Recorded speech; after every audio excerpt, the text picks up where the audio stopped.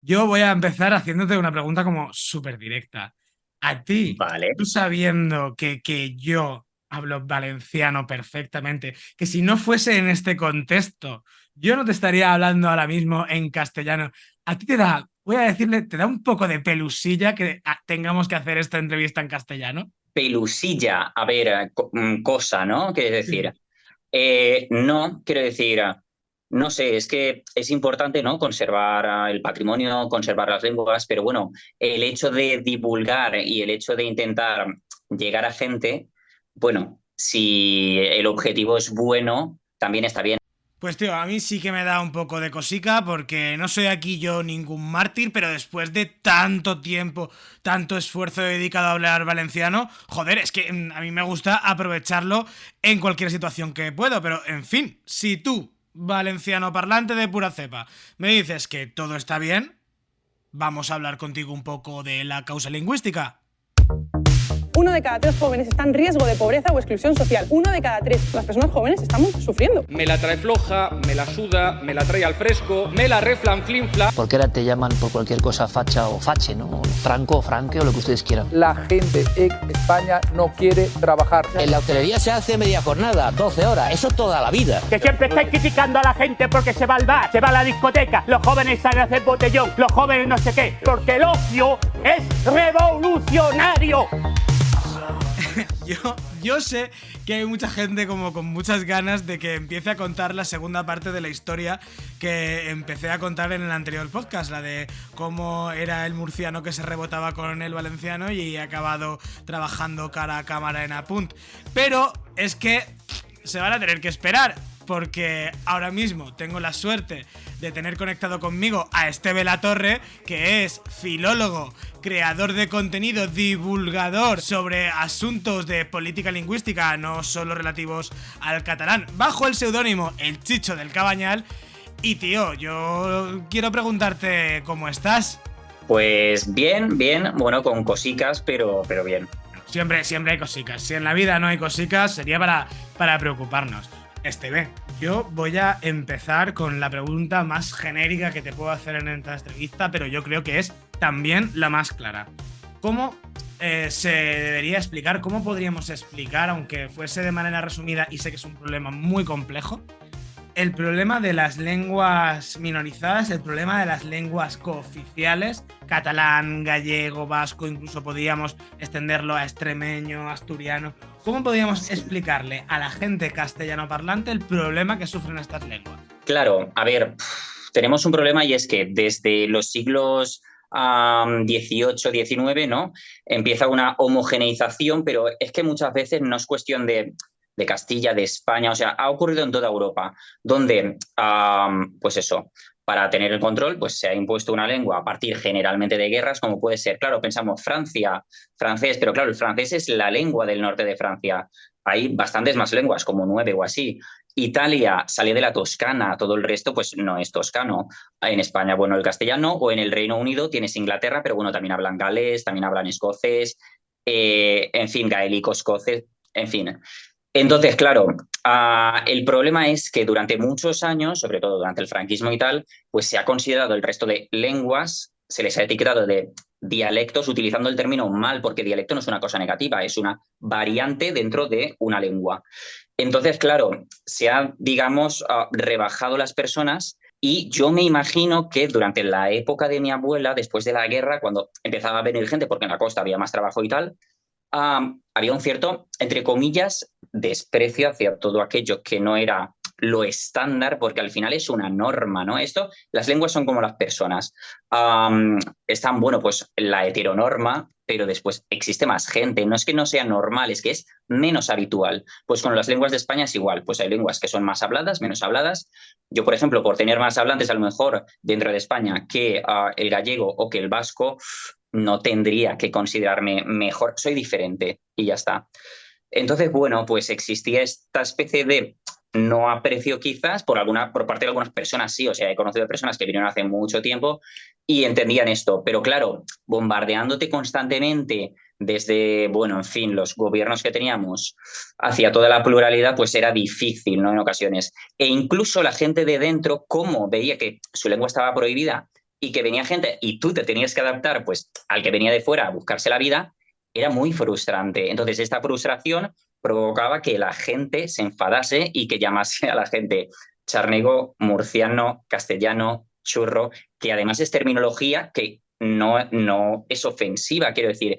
Pero claro, tú imagínate el nivel de frustración. Pero es que al mismo tiempo tú dices, para que lo puedan aprender, lo mejor sería hablarles en la lengua. Pero es que tampoco, porque se encerraban entre ellos y tampoco lo hablaban. Entonces es el pez que se muerde la cola. Yo es que mientras escribía esta entrevista y mientras preparaba el podcast, me venía un poco todo el rato la reflexión que tú haces, que es un asunto de ser, pertenecer y comprender a una minoría, porque los que en otros ámbitos de la vida, los que pertenecemos a otras minorías sociales, sabemos lo que comporta está el proceso de respeto, de visibilización, de reservar unos espacios, de conservar y de querer que se nos respete nuestra identidad sin tener por qué ocupar otras. Claro, claro, es que las identidades o lo que tú sientas puede ser diverso. Muchas veces nos intentan encasillar en una cosa cuando tú puedes sentir varias. Quiero decir, España es plural, e incluso dentro del castellano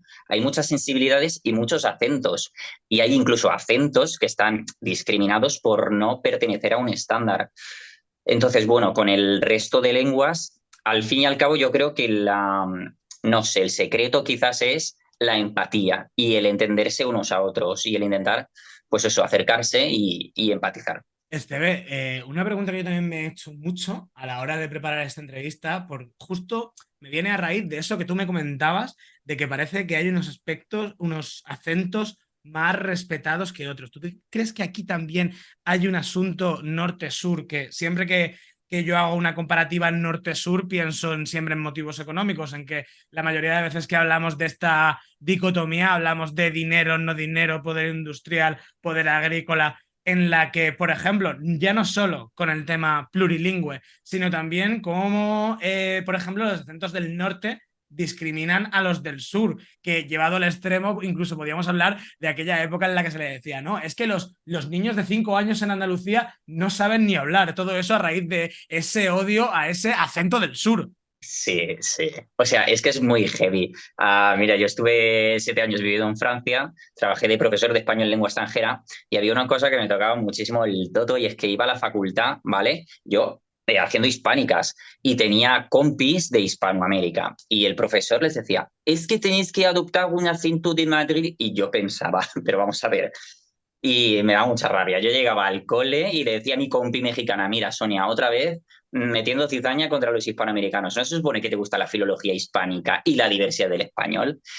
Pero vaya, es lo que tú dices, es falso prestigio social. Había un cierto prestigio social hacia lo que es el norte de la península, vamos, el castellano septentrional, y entonces el resto se consideraba como pueblerino, de baja clase, y claro, muchas veces me he encontrado andaluces fingir su acento y yo pensando, pero cariño, que no tienes ese acento, que no pasa nada, ¿sabes? Murcianos y canarios y sevillanos Sí, saliendo en televisión y dices tú, es que es súper frecuente escuchar a la gente más del norte. Es verdad que miento. Por ejemplo, los gallegos que sí que tienen un acento como más marcado, a veces sí sí. que también fuerzan un poco para adaptarse al estándar madrileño, pero sí que es verdad que la gente del sur sí que tendemos mogollón más a disimular nuestro deje. Yo a veces lo llamo la surfobia con el acento, de cómo, según el sitio que se hace en España, los acentos del sur parece que son menos prestigiosos o más de cateto. Pero dejando este melón de un lado, porque yo en este podcast ha habido ciertos melones en los que no puedo abrir del todo para no tirarme todo el día hablando, yo ya quiero ir a una de las preguntas como clave en este aspecto de las lenguas minorizadas. Yo te voy a preguntar a ti, Esteve, ¿tú qué piensas de eso que en muchos sitios, en muchos medios, en muchos círculos se llama la imposición lingüística? Ay, ay, es que a mí me hace mucha gracia el término imposición. Quiero decir, teniendo en cuenta que a mi abuela cuando era pequeña era monolingüe y hasta los 10 y tantos no aprendió castellano en colonias franquistas donde le obligaban a hacer el saludanas y cantar el cara al sol y hablar en castellano, mi bisabuela decía que la leche costaba 8 pesetas. Quiero decir, ¿8 pesetas? 8 pesetas. ¿Qué dices? Sí, la mujer no sabía hablar castellano porque no es la lengua de las localidades valenciano-parlantes. Entonces, se empieza a hablar desde el momento en que, por culpa, a causa de esta posguerra, la gente necesita trabajar, obviamente, pues se viene aquí, vale. Entonces, no puedes imponer algo que es propio de una tierra desde hace 800 añazos. Si yo me voy a Galicia, a mí no me imponen el gallego, es que me tengo que adaptar al gallego. La imposición ha sido del castellano, que no pasa nada, pero vaya, es así. Entonces, Claro, es que la eso, imposición a tu abuela en las colonias franquistas era como digas que se está imponiendo el castellano, te llevamos al paredón, cariño. O sea, es que en una dictadura pasaba eso. claro, y además la mujer, pues estaban todos tan, o sea, les comían mogollón la perola para, yo qué sé, no tener, digamos, esa dignidad cultural, ese, que no es que tengas ningún problema con una persona de Soria o de Segovia y tal, absolutamente ninguno. Pero claro, se está invisibilizando tu lengua y tu cultura y cubriéndola con otra ajena. Entonces, este descontento, este tal. Sí, sí.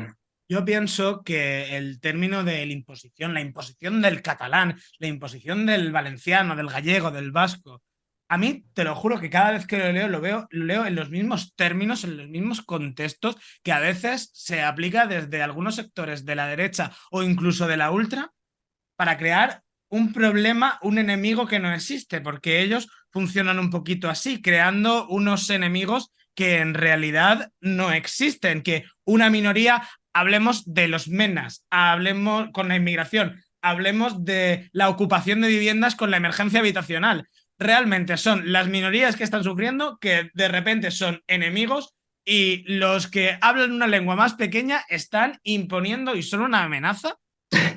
Sí, a ver, es todo muy absurdo, ¿no? Es el mundo al revés. Pero como dijo un colega mío, la política tiene que ser el sustitutivo de la guerra. Si tú no sirves para poner paz y para que la gente se sienta bien, o sea, lo que están haciendo es meter cizaña, porque tienes dos modos de recaudar votos, ¿no? Con el amor y con el odio.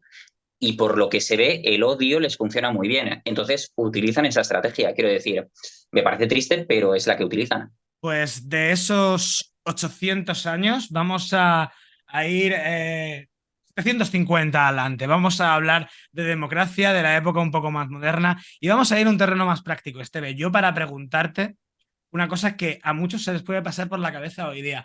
¿Tú qué le dirías a una estudiante que acaba de terminar el bachiller, que se va a Euskadi, a Galicia, a Cataluña, aquí a Valencia?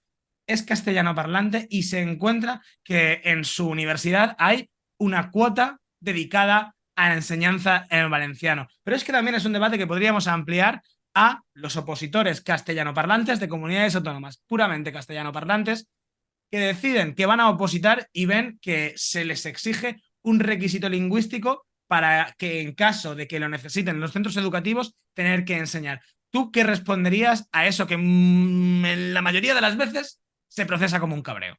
A ver, hay que partir de la base de que España es plural, ¿vale? Y entonces, repito, somos de especial respeto y protección y eso implica tener un cierto conocimiento de la lengua del lugar a donde tú has decidido irte porque te ha salido del todo. Entonces, el problema es que tu libertad para no aprender la lengua autóctona a mí me quita la libertad para hablarla y tampoco me la quita porque no hablo suajili. Quiero decir, es relativamente fácil de entender. Como tú decías, para alguien que viene a estudiar, por ejemplo, a ver, exceptuando el euskera, que evidentemente como es lengua aislada es más difícil, el resto de lenguas poniéndole un poquito de ganas y diciéndole a la gente, mira, cariño, soy de fuera, pero tú explícame cositas, tal. Lo dices con positivismo y a la gente le hace todo palmas. A mí me hace palmas cuando la gente la veo simpática, con ganas, tal, y, ¿sabes? Con esta actitud positiva, bueno, yo encantado.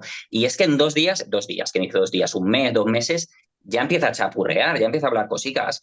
Entonces, es una oportunidad el hecho de tener clases en esta lengua, ¿de acuerdo? Los profesores son amables, tú les dices, mira, vengo de fuera, lo intentaré tal, y seguro que te ayudan muchísimo. Entonces, yo animo a la gente a hacerlo. Pero luego yo tengo que hacerte a ti otra pregunta en la que, pobrecito mío, te voy a poner de cabeza de turco de una mala experiencia en la que yo además tengo mi parte de responsabilidad. Yo hace unos minutos estaba contando de que cuando yo llegué a Valencia, yo confronté esa cuota que estaba un poco reservada para que la gente de aquí de Valencia pudiese recibir su formación universitaria en valenciano. Yo la confronté, lo reconozco, lo hice mal, pero dentro de mí había una parte que estaba dispuesta a aprender. Pero a mí también me confrontaron bastante porque se pensaron que no iba a estar nunca dispuesto a entender, a escuchar, porque es verdad que ya se sabe que cuando hay alguien que no está dispuesto a escuchar, tampoco merece mucho la pena discutir. La pregunta que yo te quiero hacer ahora mismo es si a veces, desde los sectores que están más trabajando, más concienciando, porque se conserve, porque se promulgue la lengua cooficial, a veces pecan de no ser pedagógicos y de no discutir tanto con esas personas y enseñarles un poco, mira, es que se promueve el valenciano o es que este espacio está reservado para el valenciano, para el gallego, para el vasco, por esto. A ver, la cuestión es que en estos últimos años ha habido, pienso yo, bastante poca pedagogía y tampoco se le ha enseñado a la gente a cómo mantener la lengua o cómo enseñarla siendo amable y eso, porque claro, como ha habido, como hemos dicho anteriormente, tanta frustración, la gente decía, ve, pero si tú no sabes hablarlo, si tú no sabes hablarlo, pues no lo hables. Entonces, claro, la gente obviamente piensa, ostras, pues para que me estés diciendo eso, hablo castellano que sé que no me equivoco. Entonces, claro, esto es un peligro, porque esto en realidad supone el exterminio de la lengua autóctona. O sea, tienes que conseguir que la gente que ha venido de fuera pueda aprenderlo. Y hace falta eso, pedagogía. Y no nos enseñan en el colegio con las lenguas minorizadas a ser pedagógicos. Entonces, claro, tú te tienes que sacar un C1 para poder trabajar, imagínate, de profesor de geografía e historia en Valencia. Entonces, la cosa está, la Generalitat Valenciana, que es el organismo que tendría que encargarse de fomentar a tope, ¿qué cosas está haciendo para que la gente, o sea, primero para animar a los hablantes, primero a segunda lengua, a mantener la lengua? No ha hecho nada en 40 años. Segundo, para animar a los que vienen de fuera a aprenderlo. No sé, inventarte casales, lugares para intercambiar, para hablar, para... Bueno, pues todas estas ideas, no, tú sácate un C1, ¿vale? Pero ¿de qué manera? Dejándote tu pasta en academias. Quiero decir, sí, estoy de acuerdo en que la gente tiene que adquirir un nivel para conocer la lengua y no discriminar, tal. Pero ¿qué mecanismos pones para ayudar a la gente? O sea, se resume en empatía.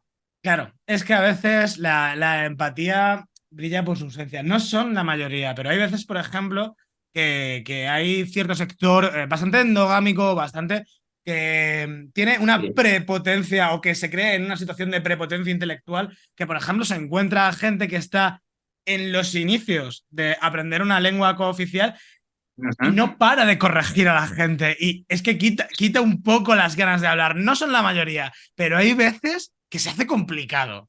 Es complicado. Es decir, el hecho de estar corrigiendo constantemente a alguien hace que tú le crees un cierto complejo. E incluso esto ha pasado con personas que lo tienen como lengua materna, ¿no? A partir de los 80 se establece una normativa y a veces era una normativa muy estricta, donde de 3, 4 sinónimos solo podías utilizar uno. Y entonces, claro, la gente dice, ostras, soy tontico, no sé hablar. Y cuando no es así. Y entonces, aparte de la gente que lo tiene como lengua materna, si tú a una persona constantemente le estás corrigiendo, y muchas veces es por una cierta superioridad moral, pienso yo, y te lo digo como hablante, como única lengua materna. Eso, la gente que está constantemente corrigiendo, ya no solo en la lengua, sino en muchas cosas, en cierto modo es para sentirse como que sabe más, como que tal, como que cual. Como ha habido una represión, pues bueno, pues tengo que corregir de tal. No, mira, cariño, no estás en situación de ponerte fino, sea amable, corrige solo si te lo piden, o incluso una manera muy buena de corregir es repetir, bueno, continuar tú hablando en valenciano, repetir la frase con la palabra y la persona que tienes enfrente, que no es subnormalica, sabe que si has dicho mesa y yo después te he dicho taula, pues él en su cabeza dice, ostras, es verdad, se dice taula. Y ya está. Es que es fácil. Ya, me estás recordando, no tiene nada que ver con este tema, pero me estás recordando a otros momentos en los que gente de algunas minorías emprenden la lucha por corregir y sacar la puntilla a gente que son de su cuerda, que están a favor de su causa, en vez de emprender esa lucha con la gente externa que realmente son su amenaza. Esteve, tú que eres formador, déjame que te haga una pregunta también muy concreta y muy divertida. ¿Por qué cojones no se promulga desde el Ministerio de Educación que en el resto de comunidades autónomas se aprendan unas nociones básicas de las otras lenguas cooficiales. ¿Por qué tenemos que aprender, como decía la primera entrevista de este podcast, a hacer en tecnología molinos de viento con pajitas para beber el sorbete y no aprendemos a decir hola, ¿qué tal? En euskera, en vasco, en gallego, en nuestros idiomas? Ya no sé, es decir, no sé si desde el gobierno hay algún interés para crear esta especie de respeto, porque al final el conocimiento también es respeto. A ver, yo no he ido nunca a Galicia, no hablo gallego, pero obviamente también puedo empatizar sin conocer la lengua o no tener nociones. Pero bueno, eso supondría también un cierto respeto. ¿Por qué no se hace? Porque a lo mejor, pienso, es un juego político en el que tú enemistas personas. Volvemos a lo mismo. Si tú enemistas gente, pues tienes, pues eso, unos ciertos votos a partir de un cierto odio, o no sé, quizás es una estrategia. Pero vaya, no hace falta en todos los cursos, pero en cada ciclo a lo mejor tener una asignatura que sea, no sé, cultura española o yo qué sé, que se llame como sea, y dar unas ciertas nociones como tú dices. Yo creo que crearía un cierto de respeto y apego también. Y la gente de estas zonas se sentiría también pues un poquito mejor. Si yo fuera políticos, yo es que pienso en las escuelas de idiomas, vamos a ampliarlo un poco más. A la escuela de Sí. idiomas no es una formación obligatoria, aunque yo pienso que unas nociones básicas de las lenguas cooficiales se deberían impartir en todos los colegios. Pero claro, aunque sea en las escuelas de idiomas, que la gente va por gusto, en las grandes, decían que en las limítrofes a las comunidades autónomas que tienen lengua propia, se debería garantizar que se pudiese aprender. Estás en Murcia, aprender valenciano, pero si estás en León, aprender gallego, y eso ni siquiera pasa en una escuela de idiomas. Claro, es que es heavy porque yo he estado en La Rioja, ¿vale? Y tienes Logroño que está tocando con la frontera y la peña de Logroño, porque yo me he ido al País Vasco a hacer barneteguis, que son, pues eso, cursillos intensivos y tal en verano, y peña de Logroño que me decía que se iba al pueblo de al lado a eso, a Áraba, a estudiar euskera. Digo, ostras, no lo puedes poner en Logroño y por lo menos, si a la gente le apetece que no le estás fustigando para que vaya a estudiar euskera. O, por ejemplo, eso que está en la Vega Baja, tú tienes en Orihuela, pues la escuela oficial, que sí que te da valenciano, y gente venía de Murcia con el tren, que tardas 15 minutos, venían a estudiar. No puedes poner en la EOI de Murcia, que además es que estamos pegaicos, una lengua española, ¿sabes? Que además te abre puertas si te da la gana, que después tú a lo mejor te quieres ir a la Patagonia, ¿sabes? Que no me importa. Pero bueno, por tener esa puerta abierta, ¿sabes? No lo sé, no lo sé. Vaya, yo lo veo bastante lógico. Vale, yo también no tenemos respuesta a por qué no hace y seguramente, como tú dices, será porque es una cosa que roba votos, que te quita votos de un sector. En fin, Pero Serafín.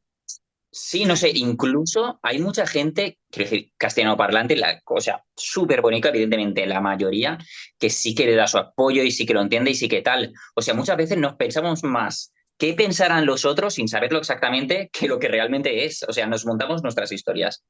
Nos autocensuramos a veces con tal de no ganar en la batalla, o sea, perdón, no librar la batalla contra el miedo de, hostia, a lo mejor creo que esto es lo correcto, pero a lo mejor esto que voy a hacer no es tan popular. Ujú. Claro, un popular opinion. Exacto. Pues, Esteban, a mí me gustaría acabar esta entrevista que está siendo tan interesante, que te estás prestando mucho a hablar de un tema que cuesta un poquito, a preguntarte a ti, como defensor del valenciano, como defensor de una lengua minorizada en esta Españita, una grande y libre que tenemos. ¿Tú cuáles dirías que son las principales ventajas de aprender una lengua cooficial? A ver, a nivel objetivo, bueno, ahora justo antes de eso, de empezar la entrevista, acababa de hacer un vídeo que todavía no he editado y tal, y que, bueno, pues hablaba del hecho de que, bueno, el francés, el occitano del sur de Francia, el valenciano barra catalán, tiene unas características, ¿no? Que es una lengua puente entre todas las lenguas que tú tienes cercanas. Es relativamente fácil llegar a comprender, pues, castellano u occitano francés o las lenguas de la península itálica. Abre bastantes puertas. Por no decir de la cantidad de puertas hacia otros productos culturales que nos abre el conocer otras lenguas, porque siempre tenemos la traducción ahí, pero tal cual el propio autor expresa en su propia lengua, cualquier tipo de contenido, ya sea prosaico o sea emocional, no lo vas a entender de igual manera que una vez traducido. Claro, claro, es que además en mi perfil, en el Chicho del Cabañal, tienes gente que es de México, que te escucha y te dice, guau, hace poquito tiempo que lo estoy estudiando, tal, no sé qué, muchas gracias. O sea, gente a la que le gusta y que es de otros sitios, gente alemana, gente francesa, gente italiana y gente de otras partes de España. Y entonces, no sé, quiero decir, no cierra puertas y además es mucho más cercano el hecho de que te lo digan en la lengua propia de cada uno, también está muy bien. Yo, algún pajarito me ha contado ya de que en Francia sí te pasó. Voy a preguntarte por el caso del vasco. No sé si has ido ya al País Vasco una vez que has aprendido euskera, pero ¿tú crees que se liga más cuando conoces la lengua de la comunidad autónoma en la que vas? Yo tengo la teoría personal que sí. A ver, yo te voy a contar. Yo es que cuando vivía en Francia el último año de estar trabajando para la Educación Nacional Francesa, ¿vale? De profe de español, me apunté a una asociación vasca y había una amiga de Sevilla. Quiero decir, teníamos gente de otras partes de España también en la asociación, aparte de franceses de allí, y empezamos a aprenderlo jiji jaja. Y a partir de ese año ya iba todos los años una o dos veces al País Vasco. Después volví a Valencia y me puse a estudiar en la escuela oficial. En la de Valencia después fui a trabajar a Alicante, me puse a estudiarlo allí y me hizo gracia porque en realidad empezamos a estudiarlo muchos porque nos molaba alguien que tenía alguna relación con el vasco. Entonces, a ver, uno de los alicientes de estudiar una lengua es que todo te hace palmas cuando ves que alguien de fuera muestra interés por ti. Y es que eso mola mucho, es que a mí también me pasa. Entonces, cuando vas allí, bueno. Yo Es muy pienso, agradecido. yo pienso que, alguna vez lo he dicho en voz alta, yo pienso que he llegado tarde a aprender a follar en Valencia. Es decir, que hubo un momento en el que yo dije, ajá, vale, sí. Creo que había un aspecto de mi vida al que aún no había llegado a esos términos. Y es curioso, pero yo creo que eso daría para otro podcast. Esteve La Torre, qué divertido, qué pedagógico, cuánto he aprendido, porque se necesita a alguien de la enseñanza, de la filología, que explique un poco con conocimiento de causa esta problemática de un sector minorizado y que deberíamos mirar un poco más así. Y nada, quería darte las gracias por participar en el podcast, pero también por haberte puesto ahí un poco como cabeza de turco y haber encajado un poco los golpes. Pues eso, sabiendo que esta conversación no era de igual a igual, sino que estás hablando con una persona que es castellano parlante, que participa de una lengua mayoritaria y predominante y las lenguas cooficiales no se les está dando el respeto, no se las está cuidando como debería. Sí, pero igualmente yo creo que tenemos que ser positivos y entender que al igual que hay gente como tú, la hay así. Lo que pasa es que la mayoría no la vemos y por eso la manera de descubrirlos también es ayudar, mantener la lengua y nos daremos cuenta cómo la gente reacciona de manera positiva y siempre ayudando, echando una mano. O sea, hay que cambiar ya el paradigma y el chip. Qué gustito hacer un podcast con una causa concreta y que el invitado esté absolutamente en la línea de lo que yo quiero promulgar. Esteve, muchísimas gracias. Te envío un abrazo virtual muy grande. Venga, un abrazo para ti también. Chao, Esteve. Y bueno, tristes y contentes. ¿Cómo estáis? Hasta aquí el final de la segunda parte del podcast del plurilingüismo. No sé si muchos habrán aguantado hasta aquí para escuchar el morbito de la segunda parte de mi relato lingüístico, como he dicho, el de cómo un murciano de pura cepa llega a estar frente a las cámaras de la televisión autonómica dando las noticias. Venga, tengo un compromiso con vosotros, lo voy a retomar. No es tan larga como la primera parte de mi relato. Y bueno, vamos a hacer un poco de recap antes. Ya os conté en la primera parte del podcast que yo me vine a Murcia a los 18 a la universidad. Me topé con que tenía que afrontar una cuota de mi educación en valenciano. Me reboté. No lo hice del todo bien porque ahí fue cuando pude romper un poco de mano y darme cuenta de que el valenciano era asumible. Pasaron unos cuantos años en los que tener que enfrentarme a espacios valencianoparlantes no me suponía ningún conflicto, yo vivía y dejaba vivir. Y luego 7 años después volví a tener un trabajo en el que se me exigía una cuota valencianoparlante y allí, que no me presionaron porque no fue requisito para acceder a ese curro, ahí sin presión fue cuando yo empecé a hacer mis reales pinitos en el valenciano, empecé a demostrar verdadero interés por la lengua e incluso decidí ya apuntarme a sacarme mi título y a certificar mis conocimientos de valenciano. Me saqué el Michá con todo mi coño en menos de un añito. No, o sea, no sé si quiero que me deis palmas o no, realmente me costó un poquito, pero no le voy a poner más mérito del que nadie, simplemente vamos a decir que no es imposible, no es tan difícil. Y nada, me quedé, os había puesto tobogán de zoo, que quedaba así como muy, muy explosivo. Me quedé en un punto en el que dije que hubo un cambio relevante en mi vida. Un cambio relevante en mi vida porque me enamoré de un chico valenciano parlante. Es que además llegaba a esa mesa con un C1 debajo del sobaco. En fin, yo creo que tomé la que para mí fue la decisión correcta. Y la familia de mi ex creo que nunca, o prácticamente nunca, me oyó hablar en castellano. Y aquí toca poner una música bonita porque creo que me voy a poner un poco emotivo.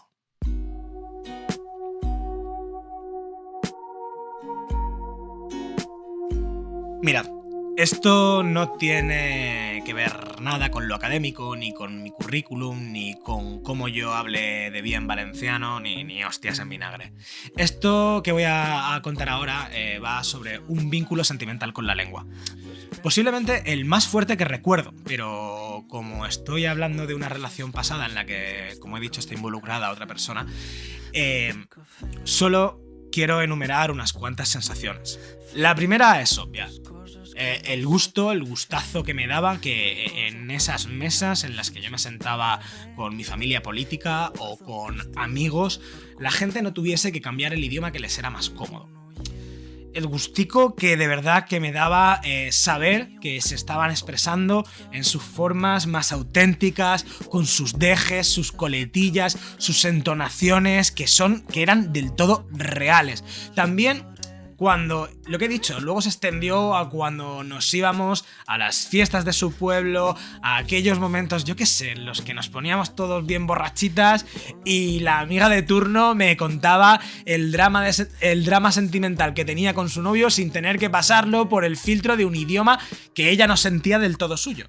O sea, yo recuerdo que me costara un poco a veces. También por diferenciar lo que era parla de pueblo y lo que era valenciano correcto, normativo, académico. Y eso en realidad a mí me hizo conocer aún más matices de la lengua. También recuerdo jugar con mis sobrinos en ese idioma en el que ellos hablaban desde que nacieron. Recuerdo, por ejemplo, que me llamaban tiet.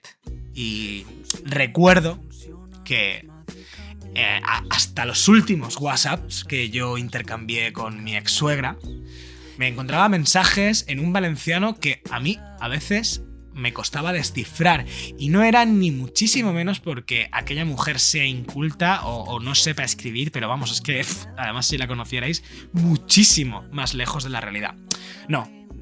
Eso era porque cuando ella iba a la escuela, al instituto, el valenciano no se enseñaba o se enseñaba muy por encima y muy mal, ni la gramática, ni el escribirlo bien. El franquismo tenía vetada la lengua que hablaban en casa de mis ex-suegros, y esto es una realidad.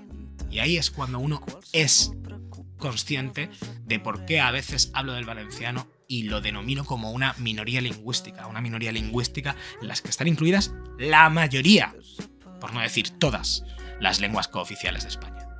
Y yo, en aquellos mensajitos con mi ex-suegra, sabía que ella, incluso puede que un poco coartada porque sabía que mi valenciano venía muy de lo académico, aún así se notaba que ella se esforzaba para hacerme llegar su cariño, sus cuidados, en esos WhatsApps que, para mí, nunca estuvieron mal escritos.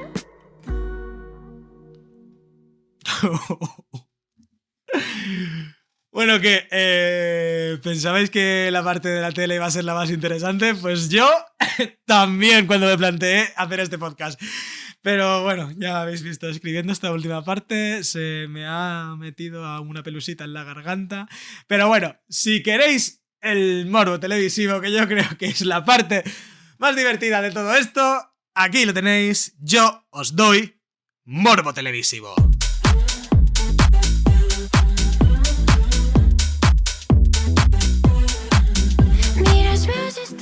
Chicos, nos quedamos porque aquellas campanas que oíamos en presidencia de la Generalitat de que la tele iba a abrir pronto y necesitarían mucha gente en Apunt, era verdad. Era absolutamente verdad. Y bueno, no cabe decir más que finalmente en el verano de 2019 me llamaron para cubrir una sustitución, haciendo los informativos de verano. Chicos, yo aquí no voy a engañar a nadie. O sea, yo podía tener mi C1, podía estar yendo a comer a casa de mis suegros, pues yo que sé, una vez al mes. Pero cuando llegué a la tele mi primer día y me encontré, punto número 1, que el lenguaje de trabajo era 100% valenciano. Es decir, que pasaría 8 horas cada día hablando puramente valenciano. Ya solo de eso, el culo se me apretó hasta convertirse en acero laminado.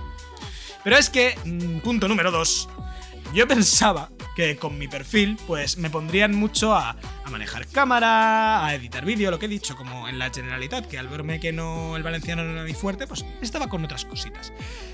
En realidad fue así, pues sí, pero no del todo. Aprovecharon esa parte, pero vaya, hablamos de un medio público. Que si en un hospital faltan médicos, ¿cómo no van a faltar periodistas en la tele? Poquito tiempo, 2 semanas o así tardaron en pedirme que tenía que ponerme delante de la cámara y contar una noticia, aunque obviamente en ese primer momento fue grabado. Pero, ¡buah!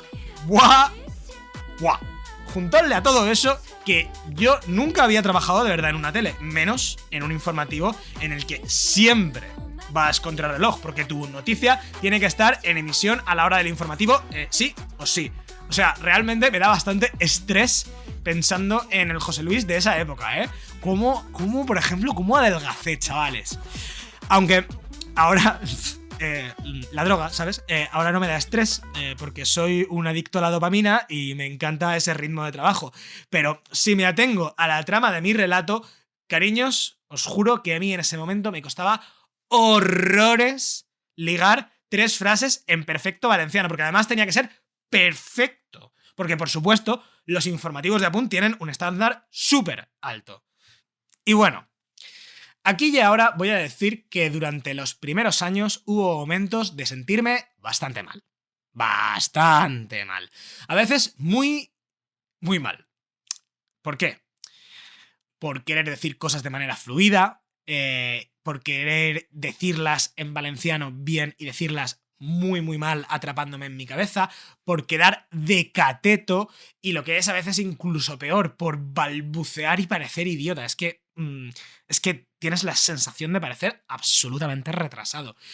Y bueno, ya os digo que eso yo no lo recuerdo con cariño, pero también ahora creo que en mi cabeza están bastante más amplificadas que en la memoria de mis compañeros.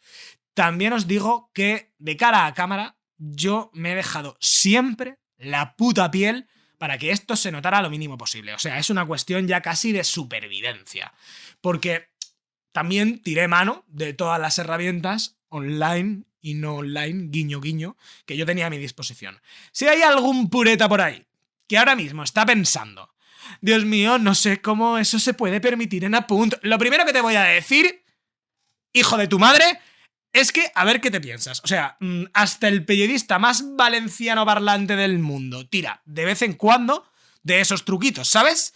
Y segundo, a ver si te piensas que me iba a dejar el primer curro estable y bien pagado que tenía en toda mi puta vida por no tener el nivel que tú consideras adecuado, amor. En fin, pasé el periodo de prueba. Compañeros que entraron conmigo valenciano parlantes de cuna no lo pasaron, ¿eh? Porque una es polivalenta y tiene muchos recursos. También que yo Siempre estoy muy dispuesto a todo, a veces soy un poco kamikaze, las cosas técnicas se me dan muy muy guay y como en 2019 hubieron elecciones autonómicas, yo editaba vídeos como un demonio de rápido, sabía coger la cámara, grabarte, montarte un directo, recursos, queridas, no todo fue el valenciano. Y en la tele, pues, lo supieron ver. Me convertí un poco en el zagalico que vale para todo. Bueno, menos para alguna cosita. Y esto es pues casi lo último que me queda por explicar.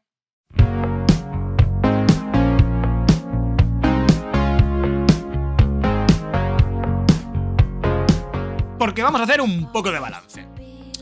He currado en 3 programas de La Casa diferente, he hecho retransmisiones especiales, he pasado muchísimo tiempo dentro del estudio de realización y si hablamos de los informativos, que también son programas de La Casa, he currado en todas las ediciones. He currado en el matinal, he currado en el de la noche, he currado en el del fin de semana y en el que estoy ahora, que es el de máxima audiencia y el que más volumen informativo tiene, que es el de mediodía. Aunque en principio tuve tiempo de estar en el departamento de redes, nunca, la verdad que nunca me han apartado del todo de las cámaras. Como he comentado, empecé con speeches grabados, luego lo que más he hecho han sido vídeos locutados, también directos, empezando por los de radio.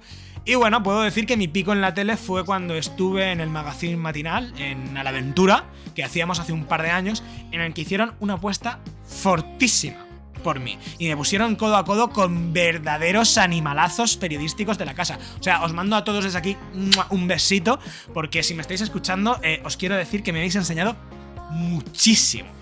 Esto fue... A ver, esto se explica en que después de mucho tiempo en el informativo haciendo vídeos, aunque mi valenciano no fuese el más sólido, porque no lo era, pues se dieron cuenta de que yo sonaba joven, se daban cuenta de que sonaba fresquito, que tenía cierto estilo propio, cierta sorna, que desengrasa un poco ese ritmo denso que tienen los informativos. Y bueno, decidieron ver qué tal funcionaba en un espacio de prácticamente 2 horas en directo cada día. A ver, me cagué vivo de la presión y de las expectativas que ponían en mí. Absolutamente. Y también en muchos de los momentos del camino que me llevó hasta ahí y en el que me cuestioné si realmente podía continuar. Y luego, no sé si alguien está pensando que mi valenciano de repente fue del nivel de Apunt y desde entonces estoy en una meseta. O sea, nada más lejos de la absoluta y maldita realidad. El valenciano de la radio y la televisión pública es de un nivel, lo que he dicho, altísimo. Y estamos constantemente corregidos y asesorados por un equipo de lingüistas que no se nos olvide su trabajo, ¿eh? Es decir, porque una de las misiones de esta tele es que cualquier persona que no sepa o que esté aprendiendo valenciano encienda la radio o la tele y que lo que lea o lo que escuche sea una referencia idiomática, ¿eh? Teniendo en cuenta esto, durante muchos momentos durante todos estos años se ha auditado y se ha criticado mi nivel de valenciano, pero una barbaridad. Y en la grandiosa mayoría de las ocasiones aquí tengo que ser humilde de manera justificada. O sea, he tenido que hacer cursos de pronunciación por mi cuenta, me he sometido varias veces a las asesorías de los lingüistas y aún hoy en día la cago de vez en cuando y me cae un chaparroncito en redes. Pero mirad, yo quiero dejar también alguna cuestión un poco abierta.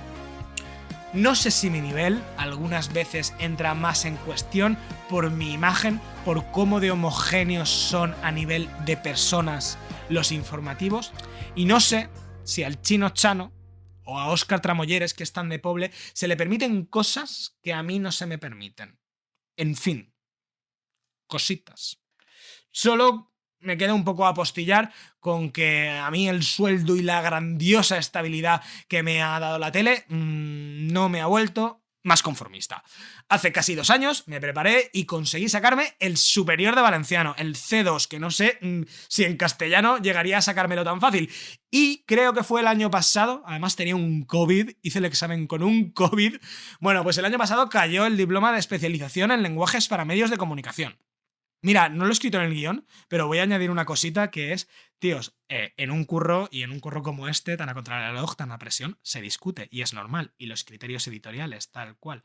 ¡Buah! ¿Cómo de verdad es eso de que discutir y querer y follar, pero sobre todo discutir en un idioma que no es el tuyo, es como me cago en la puta lo que me gustaría decir y no me sale por la boca y a veces parezco gilipollas porque va a salir todo en plan tsunami y no consigo surfearlo. Dios, es súper frustrante, pero ya tengo el nivel para discutir. Os digo yo que tengo el nivel para discutir.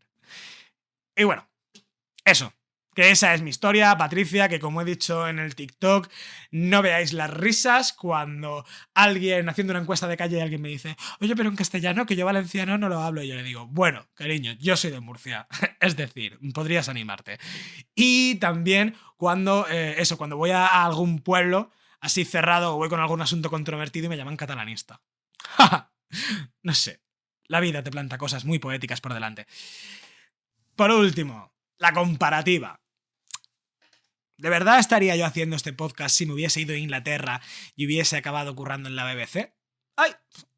No lo sabemos. Yo creo que a nivel social resultaría mucho menos llamativo. O sea, lo sé porque a mi amigo Carlos, que ese sí que sé que me está escuchando, curra en la BBC y yo creo que la frase esta de ¡ay, tienes mucho mérito por saber valenciano! Yo creo que me la han dicho más a mí que a él por hablar en valenciano. Y yo vivo a 200 kilómetros del sitio en el que nací, ¿eh? Vamos a hacer un último recap, porque yo creo que de mi experiencia se pueden extraer unas conclusiones bastante claritas.